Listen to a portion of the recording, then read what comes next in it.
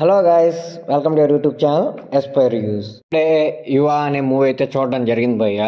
ఈ movie 2024లోనే release అయింది. ఇది ఒక కన్నడ డబ్బుల మూవీ అనమాట.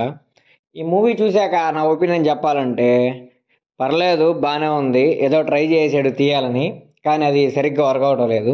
మూవీ అయితే యూత్ మాత్రం చాలా బాగా నచ్చుతుంది భయ్య. అంటే ఒక మంచి లెసన్ నేర్పిస్తుంది అనమాట. అంటే కాలేజ్ లైఫ్ ఎలా ఉంటుంది, కాలేజ్ తర్వాత లైఫ్ ఎలా ఉంటుంది. మనం చాలా మూవీస్లో చూసాము కాలేజ్ లైఫ్ ఎలా ఉంటుంది, తర్వాత లైఫ్ ఎలా ఉంటుందని. కానీ ఇందులో కొంచెం రియాలిటీకి దగ్గరగా చాలా బాగా చూపిస్తాడు. నాకు ఈ మూవీలో నచ్చని విషయం ఏంటంటే హీరో యాక్టింగ్ భయ్య. అంటే స్టూడెంట్ రోల్ ఉన్నప్పుడు చాలా అగ్రెషన్ ఉంటుంది, చాలా మంచి ఫైట్స్ ఉంటాయి, చాలా బాగుంటుంది. అంత మంచి ఫైట్స్ అవన్నీ ఉన్నప్పుడు హీరో ఎంత అగ్రెషన్గా ఉండాలి, ఆ ఫేస్లో ఎలా పెట్టాలి ఎక్స్పీరియన్స్, అసలు ఆ ఎక్స్ప్రెషన్స్ చూస్తేనే మనకు ఊపు వచ్చేయాలి, అంత మంచి ఎక్స్పీరియన్స్ చేయాలన్నమాట. కానీ హీరో ఎందుకో భయ్య ఫస్ట్ నుంచి లాస్ట్ దాకా ఒకే ఎక్స్ప్రెషన్లో ఉంటాడు భయ్య. అంటే బాధ వచ్చినా అదే ఎక్స్ప్రెషన్, కోపం వచ్చినా అదే ఎక్స్ప్రెషన్, ఏం వచ్చినా సరే అదే ఎక్స్ప్రెషన్ ఉంటుంది అనమాట. నాకెందుకో అది సరిగ్గా అనిపించలేదు అనమాట. ఇంకా హీరోయిన్ విషయానికి వస్తే హీరోయిన్ కూడా పర్లేదు, బాగానే ఉంది, ఒక రకంగా ఉంది, పర్లేదు చూడొచ్చు.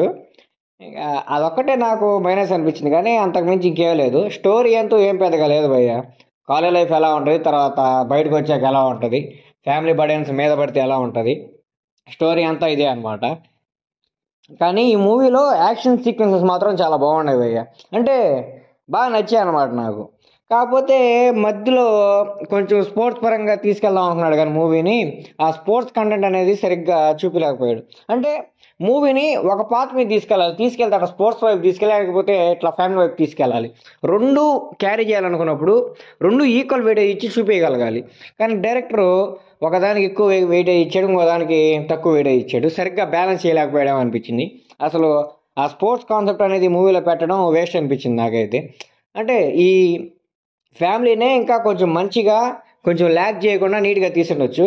కాకపోతే ఫ్యామిలీని కొంచెం ల్యాగ్ చేసి ఆ స్పోర్ట్స్ క్యారెక్టర్ని తగ్గించేటప్పటికి ఇంకా సినిమా ఎందుకో కొంచెం నాకు తేడాగా అనిపించింది అనమాట. అంతకుమించి ఇంకేం లేదు భయ్య. మూవీ హీరో బాడీ కానీ అతని యాక్టింగ్ కానీ అంత ఓకే. యాక్టింగ్ అంటే జస్ట్ ఆ ఎక్స్పీరియన్స్ మాత్రం సరిగ్గా పలకట్లేదు, కానీ మొహాల్లో మిగతా అంతా చాలా బాగుందన్నమాట. తెలుగులో డబ్ చేసింది కూడా ఎవరో కూడా, కానీ ఆ వాయిస్ అనేది కూడా చాలా బేస్గా, అంటే ఎలాంటి వాయిస్ అయితే కావాలో ఇలాంటి క్యారెక్టర్కి కరెక్ట్గా అలాంటి వాయిస్తోనే డబ్బింగ్ ఇచ్చారనమాట.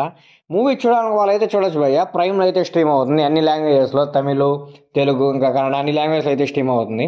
రన్ టైం కూడా 2 hours 30 minutes. కాబట్టి చూడాలని వాళ్ళైతే ఖచ్చితంగా చూడండి. అమెజాన్ ప్రైమ్లో అయితే స్ట్రీమ్ అవుతుంది.